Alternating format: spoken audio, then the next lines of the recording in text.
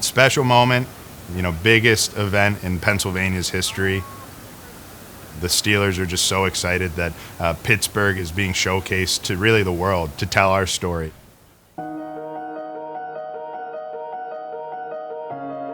The football history that sits here in Pittsburgh, the bright future we have for our region, the innovation, the leaders that we have, our arts and culture. There's so much about Pittsburgh that makes it special, and that story will be on display for the world to see. And it's a chance to tell our history, but also tell the story of Pittsburgh's future. The draft it's special. It's going to be a special weekend for Pittsburgh, and I think it's great that the world, directed by the National Football League, is going to see Pittsburgh on stage, and what football means to Western Pennsylvania. The draft is your bloodline, and it will be our bloodline. It has been our bloodline. So to have 12 picks is exactly what you want. This draft class will play a big impact in the future of the Pittsburgh Steelers. I can't wait. I've seen all the diagrams, made plans with family and friends and everyone to be down there. Being there the last few years on site, Detroit, Green Bay last year. Green Bay last year was just so cool because it was a little town and everybody loves football. This is a bigger town where everybody loves football. I expect it to be the greatest turnout for a draft, potentially of all time.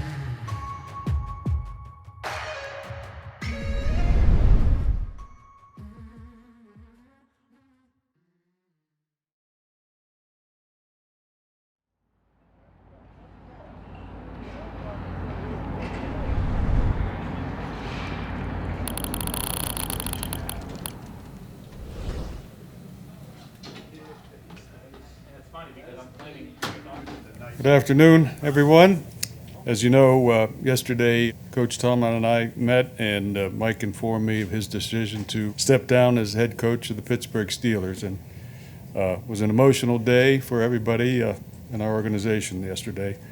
Mike's been a great leader of our franchise now for 19 years and led us with toughness, integrity, and always reflected the values of our organization. Bottom line was, we were always in contention with Mike, and that's what counts. And now, obviously, we turn to our search for our next head coach. Look forward to getting started with the search and starting with the next chapter of Steelers football.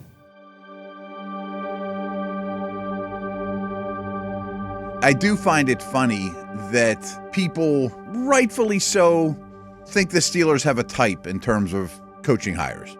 Like they do this all the time. That's what I mean. It's not like, some of these other teams, 3 times they've hired a guy who was young and an assistant and had some defensive background in my lifetime. Before my lifetime. So I just find it funny that people think the Steelers have a type. No, it's a good point. When you've only made 3 head coaching hires since 1969, since the Beatles were still on tour, it's hard to say you have a type. Exactly. Right. Successful winning a Super Bowl has been their type. Yeah. The type is they hire good coaches that last. Yes. Yes. I think that's the type. Obviously, developing a list of candidates, is the next step. And, Omar and I and my son Dan, sat down and started to put together the list of potential candidates to interview. We talked to about a dozen coaches, and so it was an interesting process. It's always good to talk to people from different organizations and get their thoughts on how they approach being a successful coach. So it was a good process. Obviously, felt good about where we came out and hiring Mike McCarthy. Mike McCarthy is the new head coach of the Pittsburgh Steelers. And I will start by saying this. He is one of the more likable, well-liked, good dudes you'll come across in the NFL. So this is pretty sweet that there's a guy from Pittsburgh who's now the next head coach of the Pittsburgh Steelers, a job that just never comes up. Well, I think in my mind at least a little unusual that you have the opportunity to hire somebody with as strong a track record as Mike McCarthy has. Here we go. Hey, that's the pace we got to stay after, all right? We're getting it out of the huddle before they even get to calling. Usually when you're going through a search, Most of the time you're talking to younger coaches who don't have a long track record. So, being able to hire Mike and really somebody that, brings the credentials that he has, the experience that he has, he's been a winner everywhere he's been. It was, in the end, an obvious choice for us, I think. But he's now been the head coach of the Green Bay Packers, the Dallas Cowboys, and now the Pittsburgh Steelers. I mean, there's obviously something that those three organizations have done right over the long haul of the NFL, and all three of them have said, this guy deserves to run our team, and we put trust in this man to run our team. And I would say after our experience with him, I would trust his ass too. Well, it was a hell of a snowstorm, so I don't recall, storms that big growing up in Pittsburgh, but very emotional. For my wife and I, and that was, who I shared the news with first. So then, then to make the calls to your kids and your parents and everything. So yeah, it was an emotional couple hours. Just the way we were welcomed as a family. How you doing? Good morning. Good. Great. And coming back home is always very sentimental. It has been for the last 30 years. Nice to see you, Coach. Good. Man, good to see you, brother. Good. So now to come back as the head coach of the Pittsburgh Steelers, so it was surreal. Something that I had not anticipated. Just where I am in my career. So just a true blessing to be here. Gotta get this man a Super Bowl right here. That's right. When I see the old ones from the 70s, I always think of the Iron City cans.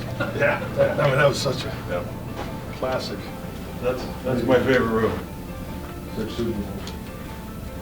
You should get another one. We have room for more over here. Yeah, we have room for more.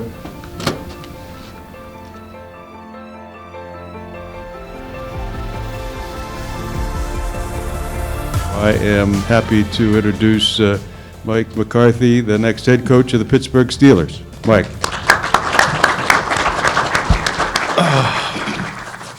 All right, here we go. Thank you, Art. I think I thought at least be able to get started. This city, this franchise, this fan base means the world to me.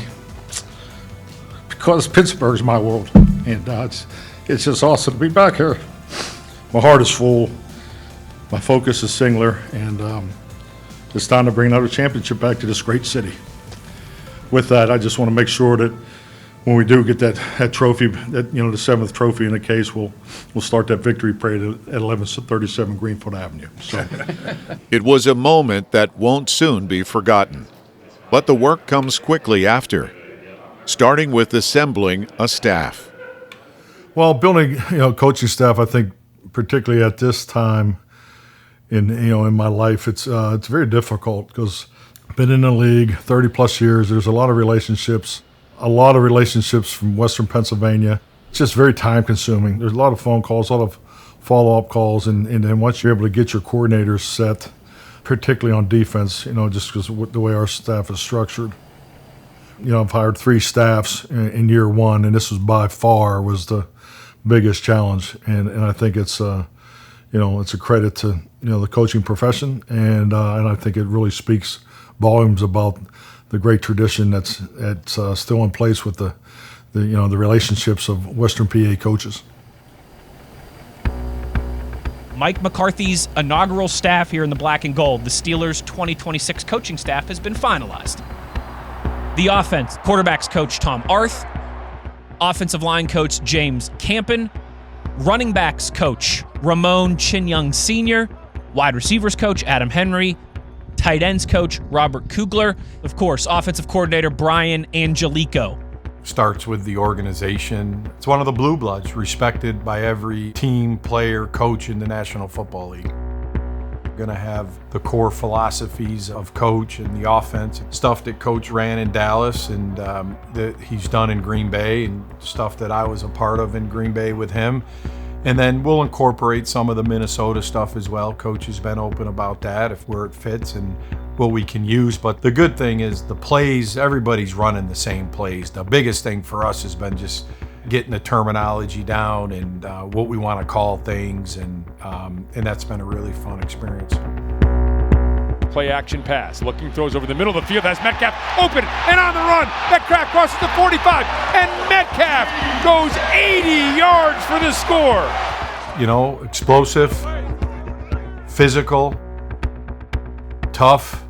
I think anytime you can have those words to describe an offense, I think you're playing some good football, and you know that's going to be our job as coaches. Defensive coaching staff, assistant head coach and secondary coach Joe Witt Jr., defensive pass game coordinator and defensive backs coach Jason Simmons, defensive line coach Domata Pico, outside linebackers CJ Ayu, inside linebackers Scott McCurley, of course, D coordinator Patrick Graham. As a defensive play caller, very excited. I cannot wait to November and December. Deal with the elements. Thank you. So that I'm very excited about that. The play style within this division, you know, you're going to get teams that run the ball. We got to be able to stop the run. You got physical running backs. You got offensive lines. They're all built to play AFC North football.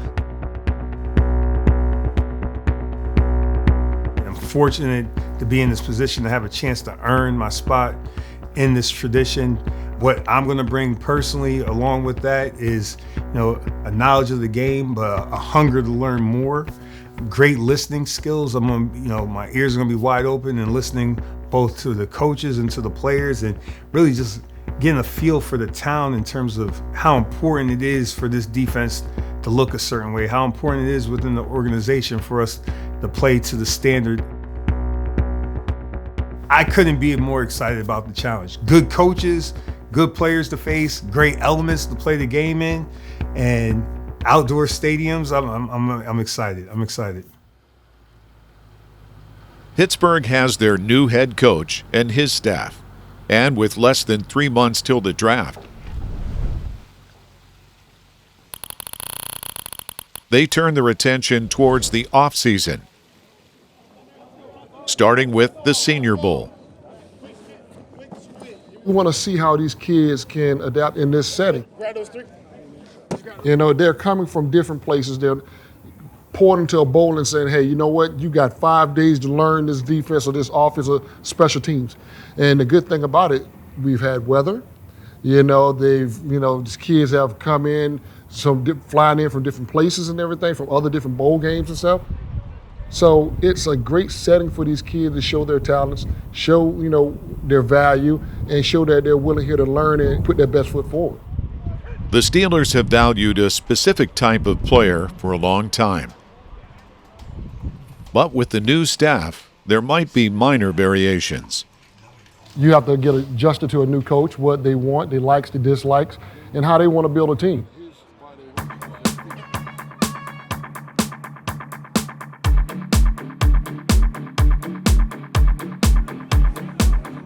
You know, being a part of the league so long, a lot of the guys in our front office, you know, we have relationships with these guys that, you know, come from different teams, and I know a few of the coaches that he started to bring with him. So those relationships that you have built throughout the years, you kind of know the style of coaching they are, and Mike McCarthy's been in the league a long time. You know his style of coaching, and he's a Pittsburgh native as well, which brings extra benefits to us, knowing the lay of the land. We have to sit down with him and just take from him what he's looking for. And I know it's like going to a buffet, you know what I'm saying, where the coach gets to pick his style players, what he needs to be successful. And that's what you want in the front office, to be a great marriage and, you know, make sure we're doing the right things for one another to make sure we are successful and headed in the right direction. It's all built on relationships, you know, and thinking you bring the right players in, schematically fit, bring the right players for the organization, and for us to continue to move positively forward. As the sun sets on Mobile, the buzz in Indy starts to build.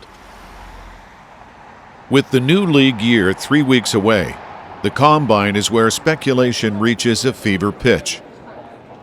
And with Pittsburgh having a new head coach and 12 picks in the draft, they will be one of the talks of the town. The national pulse, I feel, is like we're going from one legendary head coach to another legendary head coach that just happens to be a Yinzer from Greenfield, which is awesome. When you look at Pittsburgh, you know, you look at iconic organizations like the Cowboys, the Steelers, the Packers. You know, it's certain organizations that carry a different weight, and we do. And now it was about who's next, and they went through that process, did their due diligence, and Mike McCarthy was the guy. I'm happy with the decision. First and foremost, when Mike McCarthy was a Green Bay Packers head coach, he was a Pittsburgh Steeler. When he was born into that Steeler fandom. So I love that. He's not just professionally invested into the organization, he's emotionally invested. That's huge.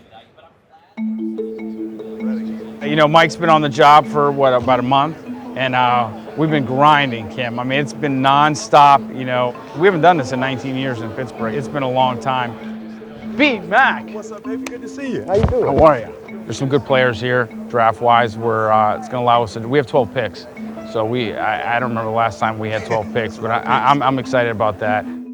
If you're a GM, you're a kid in a candy store with 12 picks in this draft. You feel as though when you have that many picks, even if you know you're not going to make that many picks, you feel aggressive at all times. They're definitely in the top 3-4 teams as far as like power in this draft. It's not like backloaded 12 picks. They have so many in the first 3-4 rounds. It's not even like they can use some of those picks. They wanted to go get a veteran wide receiver. I think a theme of this year's draft, just draft good football players. Sometimes we get caught up in upside and chasing traits that we kind of lose that a little bit. But in this year's draft, the top 10, we're talking about a running back, a safety, an off-ball linebacker, an edge rusher with shorter arms. Like, it's just every draft has its own identity, and this one's certainly unique. We're looking to win Super Bowls here, and that's what we work towards every single year, and we understand that what's happened in the last few years is unacceptable, and just like every year, we're evaluating everything in the organization and seeing where can we improve. You know, there's good receivers, some good quarterbacks. I'm big on the guys in the trenches. There's some good O-linemen, some good defensive linemen there. When I think about the Steelers, I mean, wide receiver is obviously the first thing that I think about with this group. All right, if you want Metcalf to be more of your outside of the numbers, on the line of scrimmage, X type of a player, if you like DK Metcalf more as a little bit more of that move player off the line of scrimmage, depending on how Mike McCarthy views him, what type of a wide receiver he is, that's sort of the compliments that you think about. I grew up in Northeast Ohio, so I know what AFC North football looks like. You look for that blue-collar attitude. The toughness factor is non-negotiable. Competitive toughness, football toughness, and the mental toughness. I think that's a big part of what I would describe as, you know, what the Steelers would look for. Let me put my Omar Khan hat on, even though Omar doesn't really wear hats, right? But I'm gonna wear a hat for Omar. How do we improve what we do? We nail the draft. The draft is in Pittsburgh. It's like the Super Bowl for the city. Let's go get a difference maker at 21. Let's go get some free agents that when they put that Steeler uniform on, they excite the fan base. One, get a wide receiver. And I think the offense is great. And then maybe just supplement on the defensive side. I really don't think there's that much that needs to be done. It's those offensive skill position players. You have to be more explosive of an offense if you are the Steelers, if you want to get back to the postseason again. The noise is palpable, and it isn't neglected.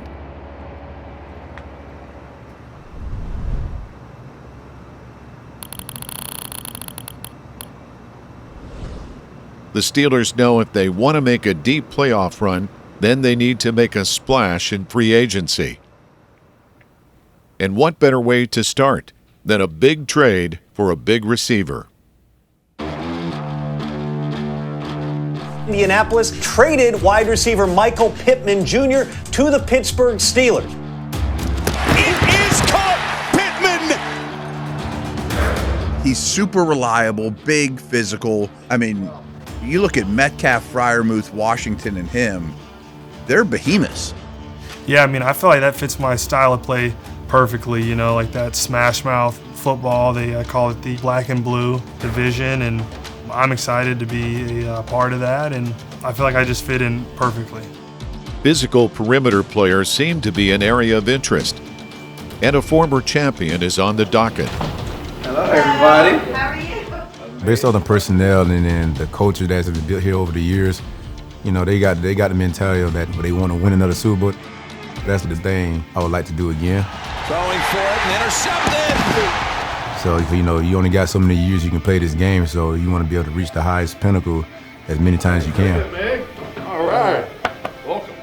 With Jaylen Warren's backfield mate darting to the NFC South, that's exactly where Pittsburgh would look for a replacement and reunite him with Mike McCarthy.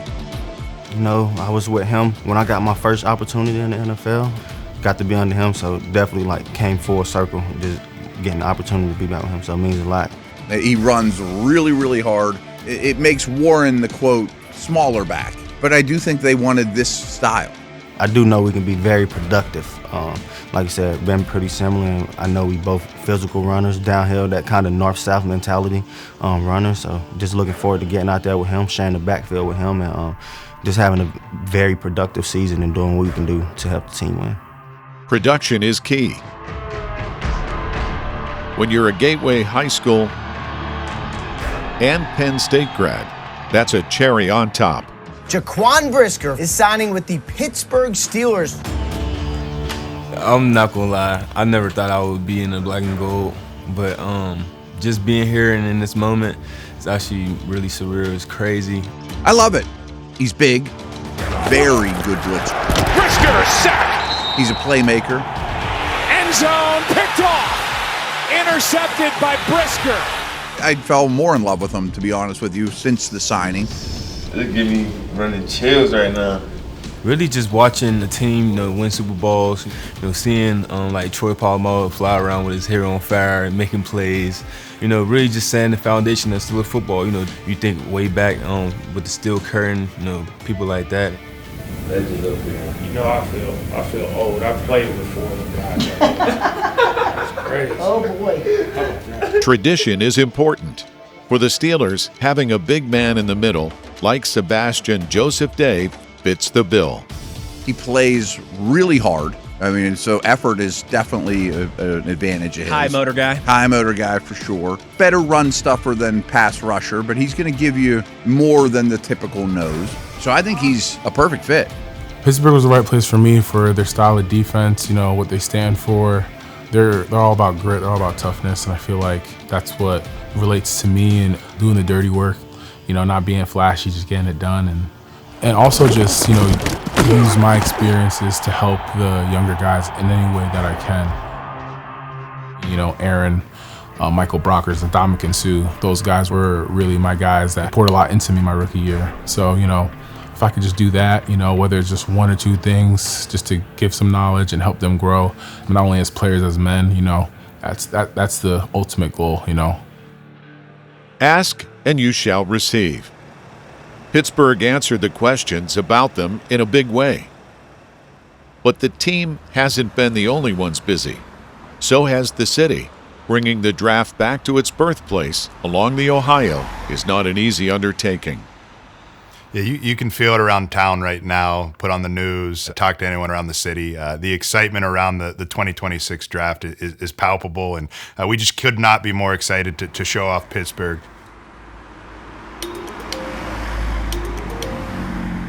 It's been great since we left Radio City and really brought the draft on the road across the country to various cities, you know, where our clubs are located, right? Bringing such a great tentpole event, this large-scale event, to various NFL host cities across the country has been great. The event grows year after year, crowd size, viewership. What we're able to do by bringing it to a variety of cities is really highlight the culture, the art, the music, the food, and the special qualities of each city. So it's been a great challenge, and we've seen really great growth to the draft over the last several years of bringing it on the road. Our rich football history, that was something we were very proud to put on paper when we put the bid in with the NFL. All of the great coaches, the scouts. It doesn't matter to us where a prospect is. The great players that come from this region. The list is long, and the fact that we get to celebrate these names for the world to see, that's all going to play out throughout the week of the draft. And, you know, it's just going to be a special week with all those names, a lot of those names coming to town to celebrate with us. And they'll get up on stage, and they'll be able to interact with football fans that are coming to Pittsburgh for this draft. Pittsburgh's a great choice, a variety of reasons. It's a city that's used to hosting large live events, which I think is a plus, right? It also, geographically, it's located in a great area where many fans from other clubs are in driving distance, right? From central United States, the eastern seaboard can get here pretty easily. So a slew of reasons of why Pittsburgh's going to be a great host for the draft. Over 2 years have been poured into the planning process, going over every meticulous detail before a stage can even arrive in Pittsburgh. Each set of these large meetings is kind of twofold. One, it's to update local stakeholders of where we are on the planning. And then we also have our operational meetings, right? Tying down final plans. Seeing the space is also key for us. Walking the stadium, walking the parking lots, and seeing things in person is helpful.